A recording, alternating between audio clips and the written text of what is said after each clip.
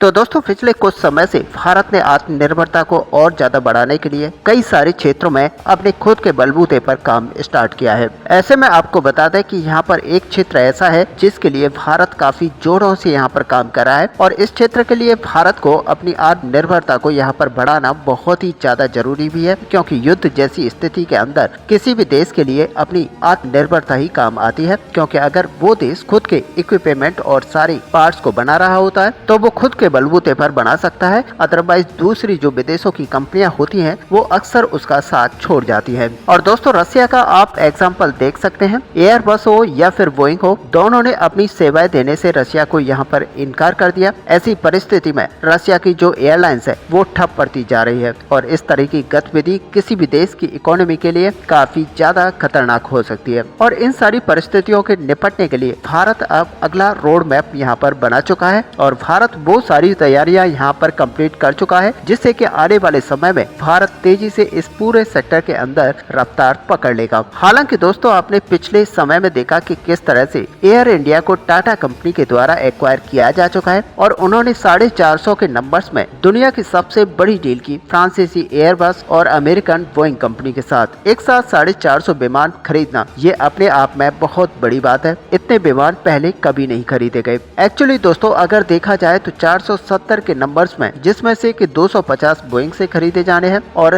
220 की संख्या में फ्रांस और यूरोपियन देशों की मिली हुई कंपनी एयरबस से खरीदे गए हैं। इसके बाद में हमने यहाँ पर देखा कि इंडिगो एयरलाइंस द्वारा 500 की संख्या में एयरबस से विमान खरीदे गए और ये एयर इंडिया के द्वारा खरीदे गए 450 विमानों से भी ज्यादा बड़ी डील थी। अब इतने बड़े ऑर्डर्स होने के बावजूद आपको ये देखने को मिलता है कि भारत के अंदर ना तो एयरबस और ना ही बोइंग कंपनी अपनी फैसिलिटी और साथ ही मैन्युफैक्चरिंग यूनिट को लगाती है, बल्कि उनका साफ कहना है कि हम भारत से यहाँ पर कुछ पार्ट्स को तो इम्पोर्ट करेंगे लेकिन अपने देश में अपनी मैन्युफैक्चरिंग यूनिट के अंदर इन सारे विमानों को मैन्युफैक्चर करेंगे। ऐसे में पिछले समय में आपने ये तो देखा कि ये सारी कंपनियां यहाँ पर अलग अलग स्तर पर ये बातचीत जरूर कर रही हैं कि भारत के अंदर किस तरह से कोई मैन्युफैक्चरिंग यूनिट लगाया जाए या फिर ना लगाया जाए, लेकिन अभी तक कोई भी कंपनी मैन्युफैक्चरिंग यूनिट लगाने के लिए तैयार नहीं है। और अगर देखा जाए कि यहाँ पर पूरे मैन्युफैक्चरिंग प्लांट को अगर कोई लगाने के लिए तैयार है तो इसके लिए भारत को अभी तक कोई सफलता नहीं मिली है। वैसे अगर एयरबस की यहाँ पर बात की जाए तो एयरबस के विमानों में लगने वाले कई सारे कलपुर्जे भारत के अंदर बनाकर तैयार किए जाते हैं और इनको एयरबस को एक्सपोर्ट किया जाता है और इसका जो टर्नओवर है वो सालाना का 6,242 करोड़ का है। ऐसे में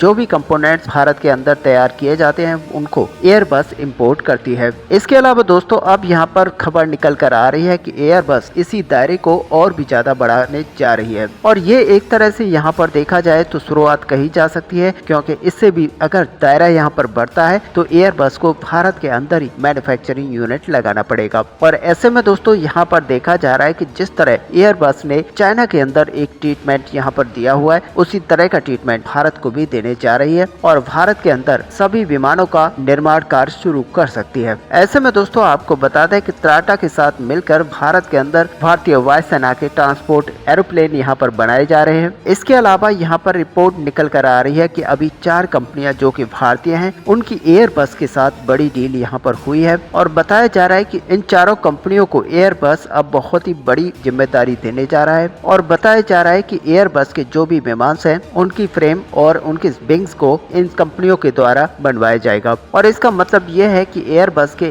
A330 न्यू और साथ ही A350 एयरक्राफ्ट के जो एयर फ्रेम और विंग्स हैं उनका निर्माण कार्य करेंगी। और अब दोस्तों यहाँ पर ये अनुमान लगाया जा रहा है कि जो भी पार्ट्स अभी भारत की तरफ से एयरबस को एक्सपोर्ट किए जाते हैं ये आने वाले 2 से 3 साल के अंदर इनकी जो क्वांटिटी है वो भी 2 से 3 गुनी हो जाएगी। और ऐसे में यहाँ पर एयरबस को किसी भी हालत में भारत के अंदर मैन्युफैक्चरिंग यूनिट लगाना पड़ेगा। और इस तरह से अगर देखा जाए तो यहाँ पर करीब 20,000 करोड़ का जो पूरा टर्नओवर है भारत का पहुँच जाएगा। वैसे आपको बता दें कि भारत अभी भी कई सारे अन्य देशों की कंपनियों को कई सारे कंपोनेंट को एक्सपोर्ट करता है, जिसमें अमेरिका की बोइंग कंपनी भी शामिल है। लेकिन अगर एयरबस की यहाँ पर बात की जाए तो एयरबस को भारत बहुत ही जल्द बड़ी मात्रा में यहाँ पर कंपोनेंट्स को एक्सपोर्ट करेगा पड़ेगा। हालांकि दोस्तों अब यहाँ पर संभावनाएं काफी ज्यादा जताई जा रही है कि भारत के अंदर कई सारी कंपनियां, चाहे आप ब्राजील के ले लीजिए या फिर फ्रांस के ले लीजिए, अपना इंटरेस्ट दिखा रही हैं कि वो यहाँ पर मैन्युफैक्चरिंग हब बनाना चाहती हैं।